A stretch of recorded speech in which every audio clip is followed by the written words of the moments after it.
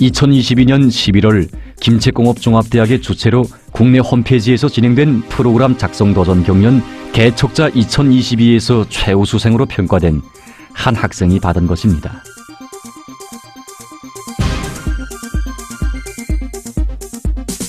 이름 배정명, 나이 15살, 동평양 제1중학교 고급 1학년 10반 학생. 대다수가 한다 하는 대학생들이 참가하고 나이에 관계없이 참가할 수 있는 무차별급 경연.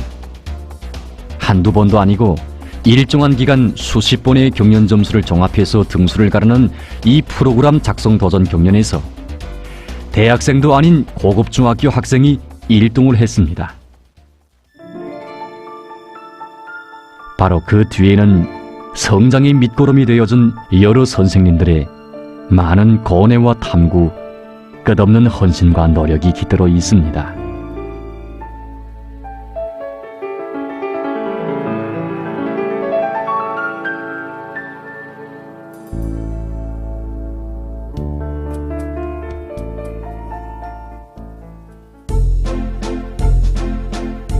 여기는 동평양 제1중학교입니다.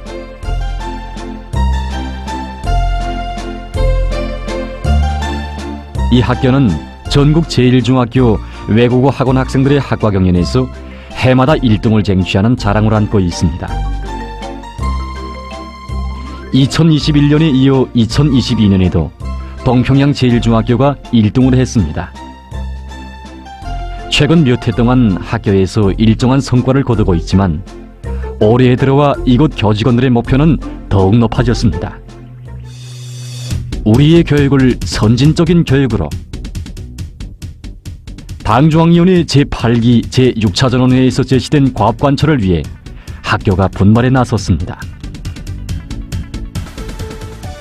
당중앙위원회 제8기 제6차 전원에서 제시된 과업을 받들고 우리 학교에서는 올해 교원들의 자질향상과 세계소방법 창조를 비롯해서 혁신적인 사업들이 계획되고 진척되고 있습니다. 여기서 중요한 것은 당에서 바라는 대로 실천 능력을 갖춘 인재들을 키우기 위해서는 교원들이 항상 탐구하고 헌신해서 학생들의 성적 중에 앞서 자기 자신의 성적 중에 떳떳한 점수를 받아야 된다는 겁니다. 교원의 성적증, 참으로 의미심장한 말이었습니다. 하다면 이 나라 교육자라면 무엇으로 자신들의 성적 중에 떳떳한 점수를 받아야 하는지.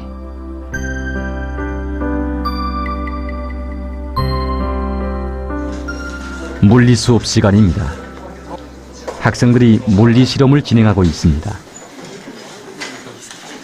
학교에서는 학생들을 주동적인 학습자로 키우기 위해 수업 시간에 학생들이 자기가 해보고 싶은 실험들을 자체로 해보도록 하고 있습니다. 지금 우리 학교에서는 학생들의 충분한 인식적 효과를 보장하기 위하여 동영상이나 가상현실 프로그램과 같은 다매체 편집물들을 많이 이용하고 있습니다. 그런데 다매체 편집물들은 학생들이 실제 다루면서 만져보고 체험할 수 있는 이런 충분한 환경을 보장해주지 못하기 때문에 학생들의 인식적 효과를 충분하게 보장할 수 없습니다. 그래서 우리 학교에서는 학생들이 실제 자기가 해보고 싶은 것을 해볼 수 있도록 물리실험실을 꾸려놓았습니다. 물리는 원리적인 측면에서 소쌤의 설명으로는 잘 이해되지 않는 것이 많습니다. 그런데 이렇게 실험을 해보면 그 원리가 제꼭 이해됩니다. 지식을 주입하기보다 얻는 방법을 가르쳐야 한다. 이것이 교육에 대한 이들의 관점과 태도입니다. 학교에서는 실험뿐 아니라 교수 방식에서도 큰 변화를 가져오고 있습니다. 먼저 다면체 이 부분에서 어떤 체계로 학습했으면 좋겠는가 여기에 대해서 발표해 보았습니다. 첫째로 다면체란 무엇이며 그 요소에 대해서, 둘째로 다면체의 종류에 대해서, 셋째로 다면체는 어떤 것이 있는가에 대해 학습해야 합니다. 선생님, 축구공과 같은 32면체는 면과 모서리가 매우 많은데 이런 때는 어떻게 세워야 합니까? 바로 이렇게 바른 다각형들로 둘러막혀 있지만은 바른 다면체가 아닌 것도 있습니다. 선생님, 바른 다면체 수업이 질문과 대답의 연속으로 이어지고 있습니다. 예, 바른 다면체는 학생들의 질문에 대한 대답이 강의로 되고 있습니다. 끊임없이 생각하고 질문하며 새로운 답을 얻는 과정을 통해 학생들이 인식하는 방법을 배우고 자립적으로 창조적으로 학습하는 능력을 키우고 있습니다.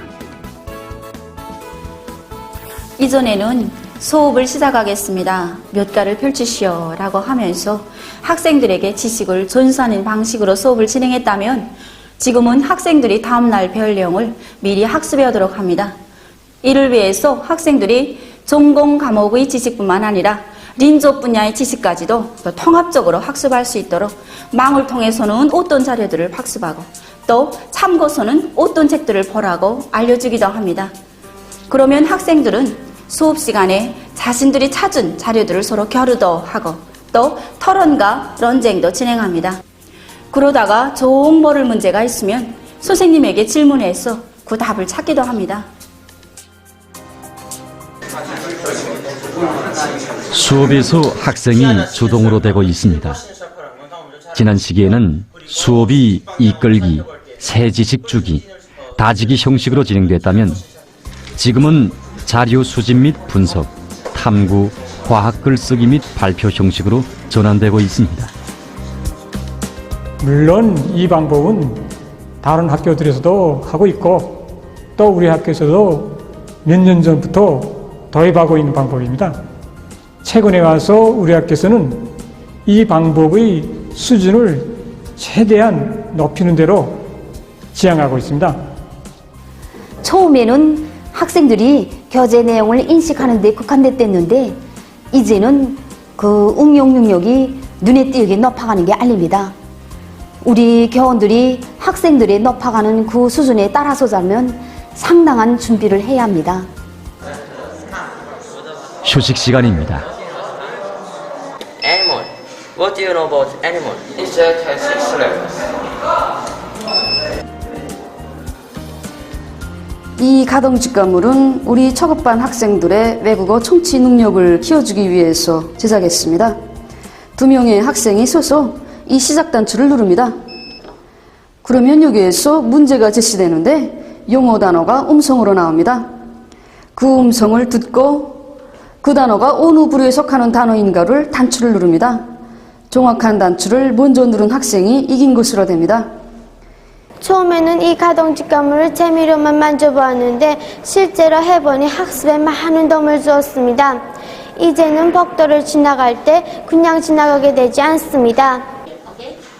지금 학교에서는 그 효과성이 실천을 통해 뚜렷이 확증된 가동 직관물들을 모두 층들에 설치하기 위한 사업을 착실하게 실행해 나가고 있습니다. 학생들을 주동적인 학습자, 탐구자로 만들려는 이들의 목표는 더욱더 높아지고 있습니다.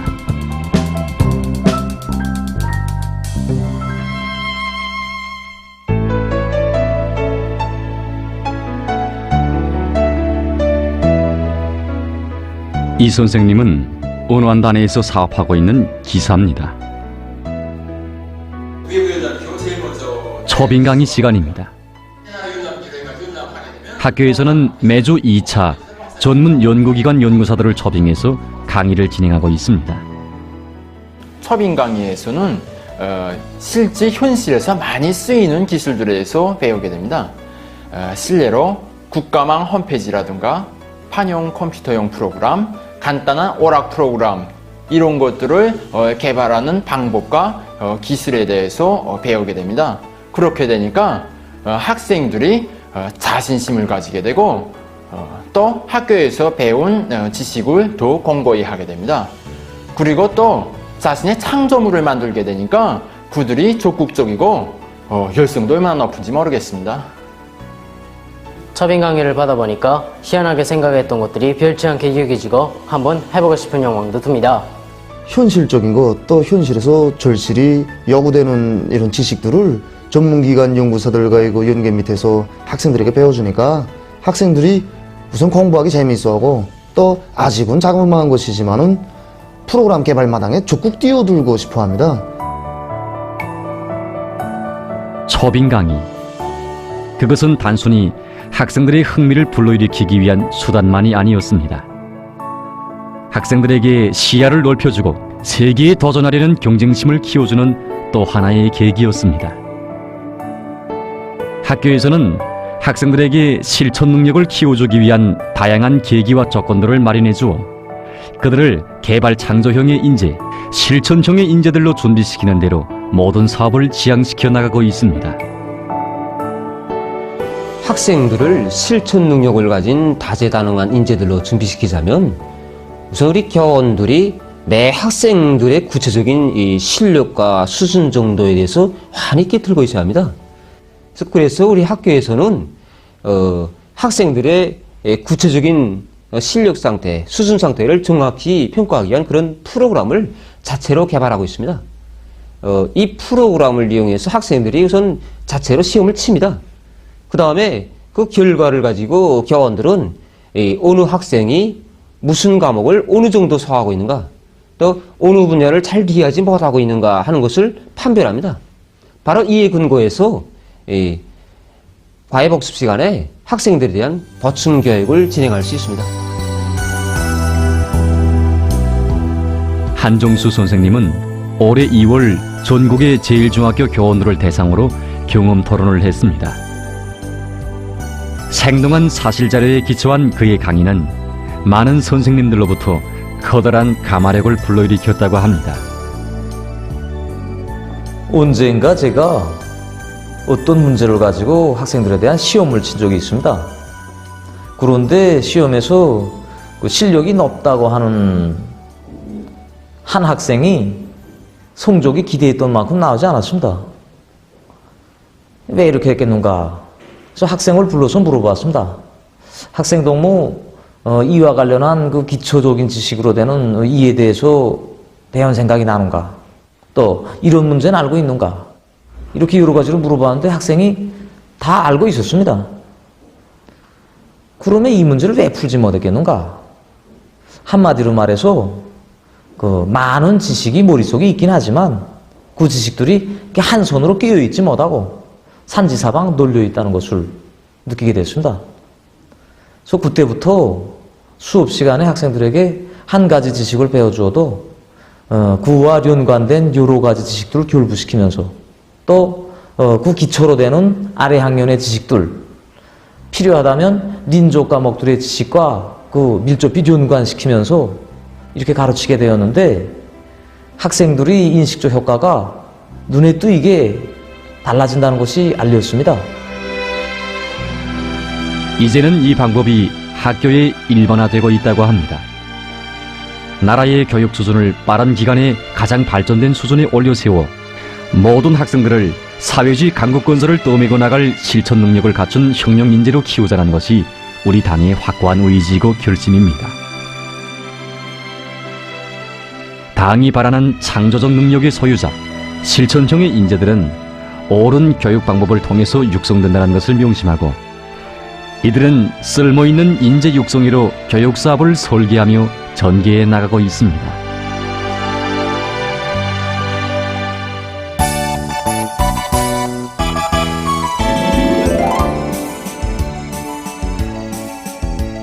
교원의 실력이자 학생들의 실력입니다.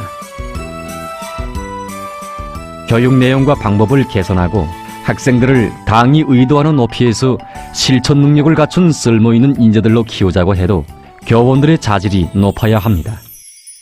학교에서 특별히 힘을 놓고 있는 것은 교원들의 자질 향상입니다. 우리 학교에서는 최근 몇 년여간에 세대 교체가 일어나 신입 교원들의 역량이 학교의 절반을 넘어서고 있습니다. 신입 교원들의 실력을 빨리 올려세우는 것이 우리 학교의 교육사업 발전이 지름길이 하나입니다.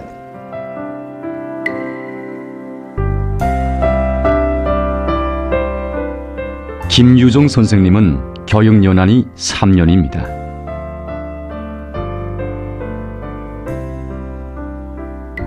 퇴근 시간이 지났는데도 문제풀이에 여념이 없습니다.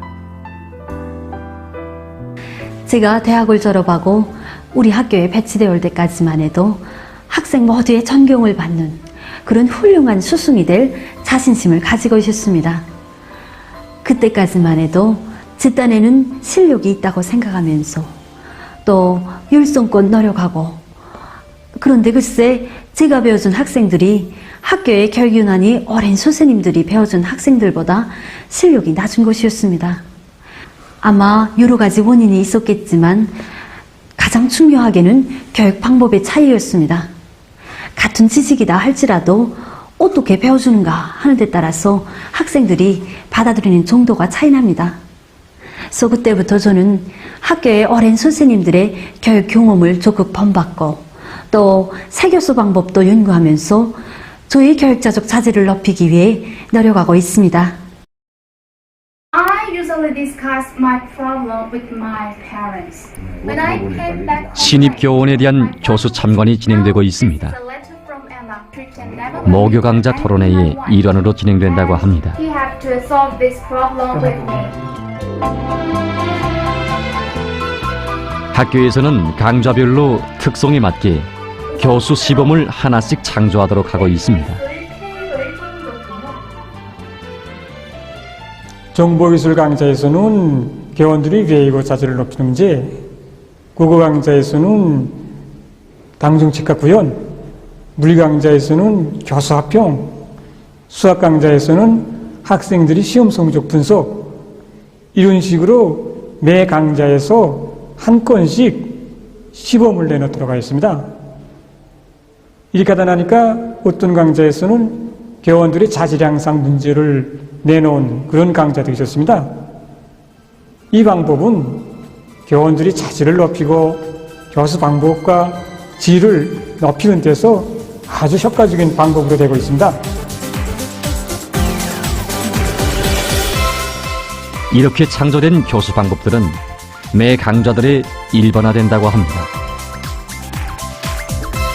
허경희, 정순범, 박춘복 선생님들을 비롯한 여러 교원들이 전국의 제1중학교 교원들을 대상으로 강의를 하는 강사들이고, 제2차 교육강령 집행을 위한 세교재 집필에서도 중추적 역할을 하고 있습니다. 이 선생님들은 강좌들의 기둥으로 되고 있으며 학교에서는 이들을 따라 앞서고 따라 배우기 위한 운동이 활발히 진행되고 있습니다. 얼마 전에 교장 선생님을 비롯한 여러 교원들이 대학교원 급수자격 시험에 응시했습니다. 모든 교원들을 대학교원 수준으로 끌어올리자는 것이 학교가 내세운 또 하나의 목표입니다. 우리가 키운 제자들 중에 실제 저기에 보탬을 주는 인재는 과연 몇 명인가? 우리는 항상 이런 생각을 안고 삽니다. 우리의 교육을 선진적인 교육으로 발전시키려는 당의 우대에 비춰볼 때 우리 학교의 교육사업은 첫걸음을 뗀 데 불과합니다.